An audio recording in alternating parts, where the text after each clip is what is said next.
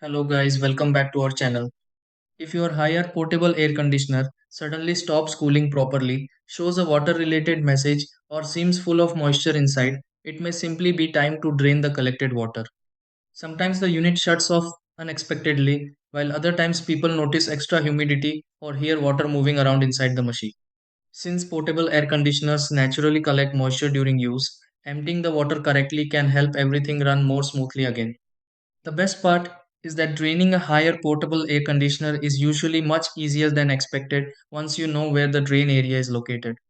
In this video, let's go through several easy steps to drain or empty water from a higher portable air conditioner safely. Try these. Step 1. Turn off the higher portable air conditioner before opening the drain section. Step 2. Place a container near the higher portable air conditioner to catch water safely. Step 3. Locate the drain plug on the higher portable air conditioner near the lower area. Step 4. Remove the drain cap from the higher portable air conditioner carefully and let water empty out. Step 5. Secure the drain plug back onto the higher portable air conditioner after draining finishes. Step 6. Turn on the higher portable air conditioner and confirm normal cooling returns again.